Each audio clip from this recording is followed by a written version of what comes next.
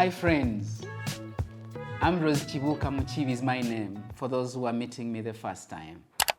I'm glad that you're following my videos and I really like the engagement that we have. Your comments are really valuable. They help me to reflect more deeply and to add more value to the content that I'm here to give you. See, just to remind you, my mission is a simple one: helping individuals and organizations to discover their potential and become the best they can be. I've done this for the past 25 years and I'm still super excited, actually more excited, because the people I've mentored, the people I've been privileged to touch, to work with, their testimonies is what energizes me. It's a confirmation for me that, that day that I sat down and nailed it and discovered that this is what I was born to do. It's a confirmation and it gratifies me. It energizes me. But I want us to reflect on something that could be controversial. Some of you hearing it the first time might raise eyebrows. And that is, have you ever thought about the possibility, which I am saying is the fact, that the lack of financial capital is not the reason why you have so far failed to kickstart your business, to kickstart your project, to do all those things that you have dreamt of doing. But you keep telling yourself, if only I had the money. Well, I'm here to suggest to you, money is not the reason why you haven't. It's something else. In fact, I'm here to introduce to you a model of capital, which I expound in this little book, which I wrote in 2017. And I gave it the title, Demystifying Capital. So to mean, let capital no longer be a mystery to you. We should demystify it. Oh, did you actually know that there are 6 forms of capital, according to my model here? And financial capital is number 6. Yes. In the order of sequence, financial capital is number 6. What about physical capital? Your physical assets.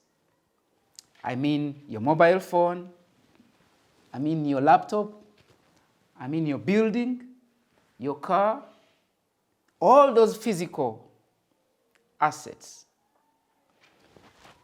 They lie in position number 5, in order of sequence. The first 4 forms of capital are the most vital, they are the starting point, and they are the mother of the last 2 forms of capital. That's the conversation I would like us to have. And my mission in this video is to help you demystify this whole concept of capital, to help you unearth, discover those hidden capitals. They are not actually tangibly hidden, but they have been hidden from your perception.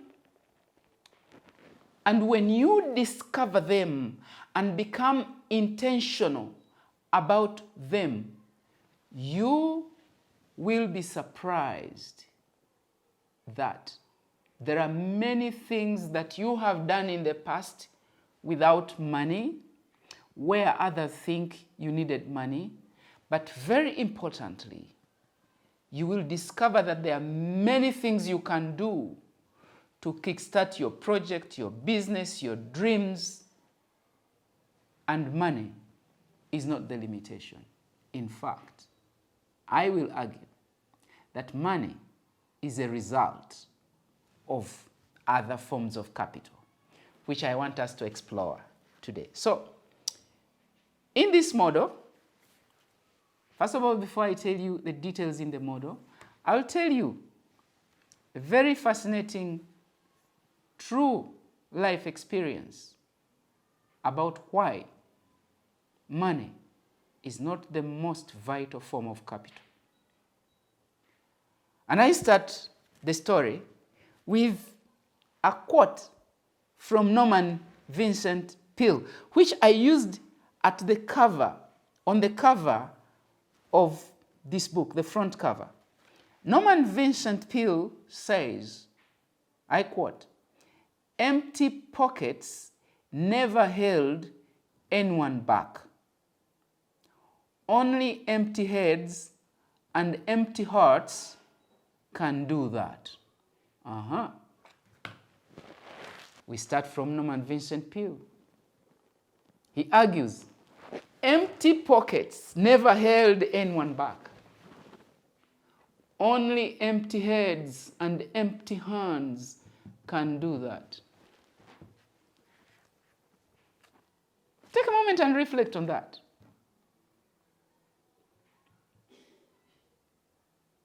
It is indeed the premise of my model, this capital model. I call it the 6-pump capital model, because there are 6 pumps that together work to form your capital engine, the engine that runs whatever you do in your life. Now, one day is the story. One day I was invited. The year was 2002. By then I was an educator at Uganda Martyrs University. And my boss and I had just initiated a powerful program, a learning program that would transform our careers and also would be very vital for that institution. So we created a program called Microfinance and Community Economic Development in 2001. No university in sub-Saharan Africa offered such a program. And we got a lot of attention. In 2002, I'm invited in Addis Ababa, UN Conference Center, to make a presentation. The theme of that conference was financing rural development in Africa. My presentation was to be on the 3rd day, on day 3. So Monday, I listened to all the presentations. Speaker after another, they come in and they are talking about money. Day 2, Tuesday, every person takes to the floor and is talking about money. You had these development agencies from the north who are basically the sources of the monies, the funding for Africa's development, those powerful global agencies that you know. And you had development organizations based in the South, African organizations, coming together. And the conversation is around financing rural development in Africa. So by the end of day 2, I walked out of the conference center very annoyed, very challenged, and very charged. And as I was walking back to my hotel room, I kept asking myself, how do I change the trajectory of this conference? Because in my view, the conference was standing on the wrong ground and having the wrong conversation about the right subject. How could it be that all the presentations I had had for the 2 days were talking about money as if money was Africa's problem number one? So I had already drafted my presentation. It was 21 slides. So when I settled in my hotel room that evening, I decided to abandon my presentation. I determined that I would use only the introductory slide, introduce myself, introduce the subject I'm going to talk about, and then I would leave it. So I came up with a scenario that evening, and that scenario has over the years, it's more than 20 years now, has over the years turned out to be my signature scenario. And the scenario was, I told the audience that I want you to imagine that one day, because we're in Ethiopia, I used the Ethiopia case and said, one day the government of Ethiopia wakes up and says, all foreigners in Ethiopia, you go back to your countries, respective countries. And so only Ethiopians are left in Ethiopia. And then secondly, the government of Ethiopia says, okay, all you Ethiopians, we are evacuating you from here, and the rule of the game is you go with nothing. So Ethiopians are all evacuated from Ethiopia, and Ethiopia remains peopleless. And guess what? All Ethiopians are taken to a country called Japan. And then the reciprocal is effected in Japan. All foreigners out of Japan first, only Japanese left in Japan, and all Japanese evacuated from Japan and swapped and brought to Ethiopia. So you have a scenario of Ethiopians living in Japan for 20 years and Japanese living in Ethiopia for 20 years.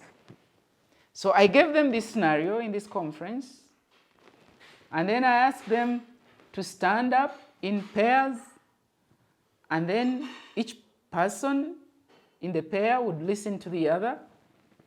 How will Ethiopia look like 20 years down the road? How will Japan look like those same 20 years down the road? And after that, so I invited them back and I did random sampling, and I will tell you 100% of all the responses I got were to the effect that during those 20 years, by the end of those 20 years, Ethiopia will be so highly developed, and Japan, many of them said it will be stagnant, others said it will be degenerating. So, oh, by the way, by the time I finished sampling these responses, my time was up. So I could not proceed with the presentation. But remember, I had already determined to abandon my presentation. But you see, their responses had already given me a case to rest my case. So all I did was to conclude my presentation, which was highly participative. They talked, and I only put a concluding statement and said, ladies and gentlemen, if we are saying Japanese are coming to Ethiopia with nothing, and Ethiopians are going to Japan with nothing, and that 20 years down the road, Ethiopia will be, having been inhabited by Japanese for 20 years, will be highly developed, and Japan will be stagnating. Why then are we talking about money and glorifying it as if money was Africa's problem number one? That's the question I put to them, and that's how I ended my presentation. And you know what? It was break time. My presentation led us to break time. I kept time. And so while we went for break tea, a French professor, Bernard Taillefer, he walked over to me.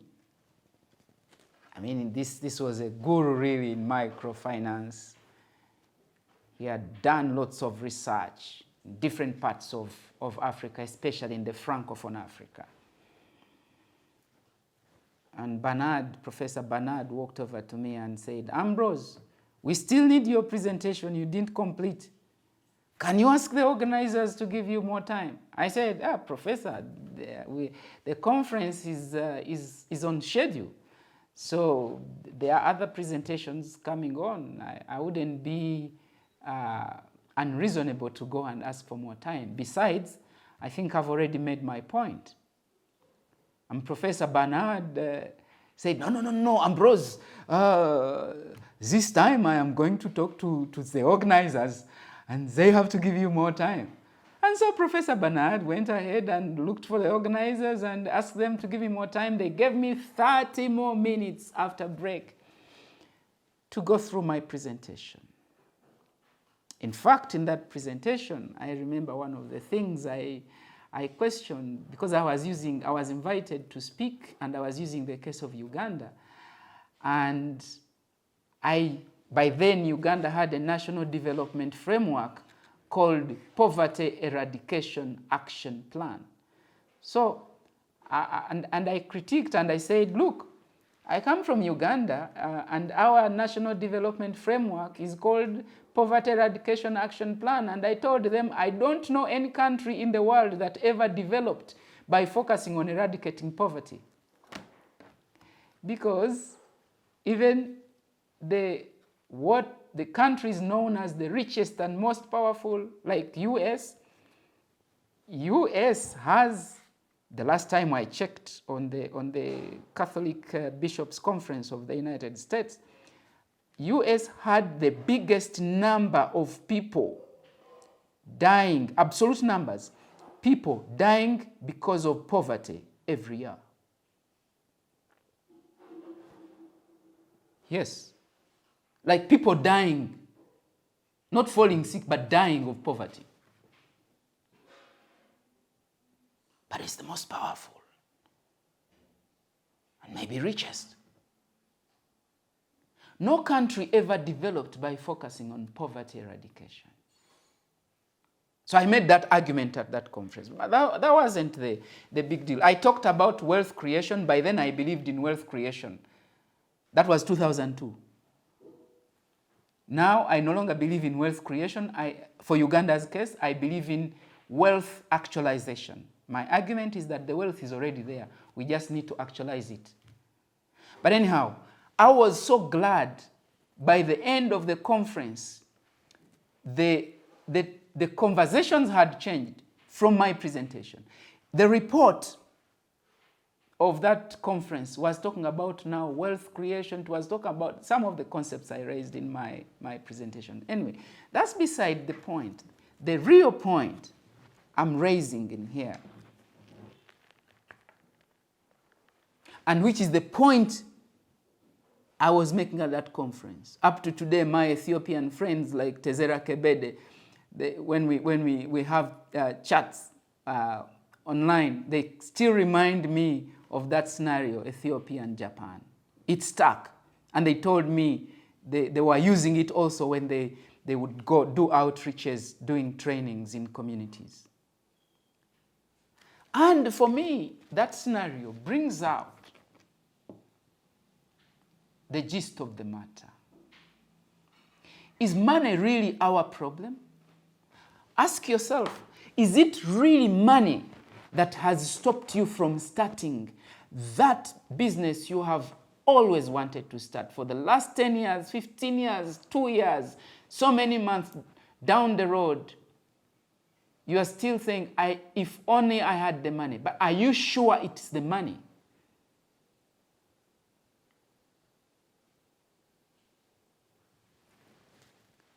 The first form of capital, according to the model I expound here, is intellectual capital.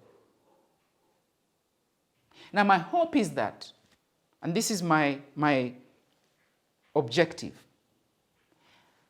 that after watching this video, you will introspect, you will reflect, you will retrospect, you will look back where you're coming from,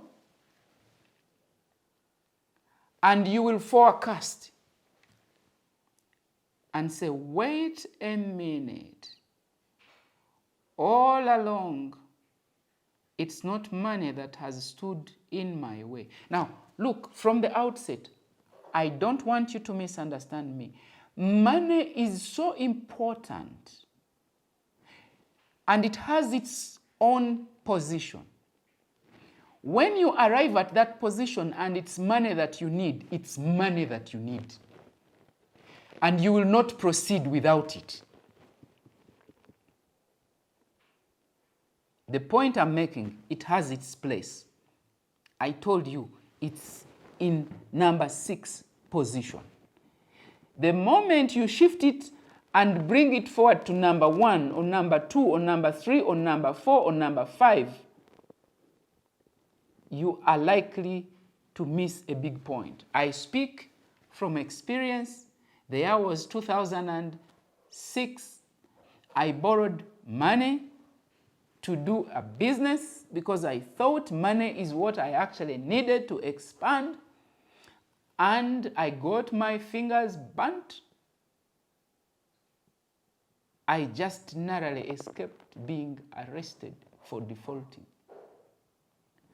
And eventually, over the years, I learned and I figured out, if I knew then what I know now, I would never in the first place have borrowed that money, because it's not what I needed. I had all I needed, but I didn't know how important it was. So, capital number 1 is intellectual capital. What is intellectual capital? What does it mean? Intellectual capital, it comprises your ideas. So the quality of your ideas is starting point. Your knowledge, your skills, your exposure, the places you have been to, the things you know how they work. All of these things translate into what occupies your mind, into the quality of ideas that you have.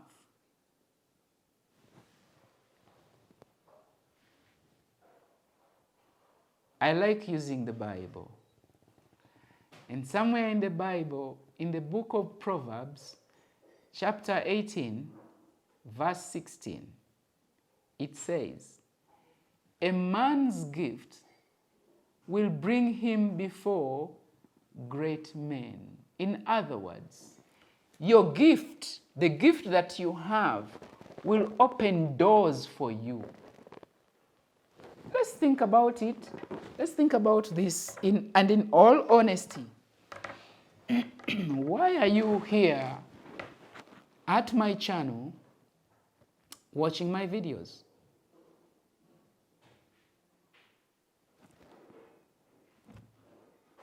You don't know me. I don't know you. You may not even like me. You may not like my voice. You may not like my background. You may not like my identity. But one thing is for sure. You come to this channel to watch my videos because there's something you like about the ideas I'm sharing, the insights. So it's the intellectual capital that I have that is bringing us together. And from experience, I know it's that capital that has taken me places, that has earned me a livelihood. Even the small money that I have, I've been able to make or to attract is because of that. A man's gift will bring him before great men. That's your intellectual capital. And that's why it's so important for you to pay attention to the quality of ideas and how does the quality of our ideas appreciate in value. Exposure, knowledge, skills. Somebody could be blind, or they could have speech impairment, they can't speak. But you hand them a laptop and say, develop for me a website. They hand you a world-class website. That is their intellectual capital. You will pay them for that. That intellectual capital is what translates into the needability. It's what translates into the reason why people look for you, because they need you. They don't just want you, they need you. The only reason people will look for you is because they need you. And I'm talking in terms of the marketplace, the labor market. The moment you have intellectual capital, meaning the knowledge, the skills, the exposure, the talent that people need, they will look for you. That is how football stars are sought after. They cannot hide.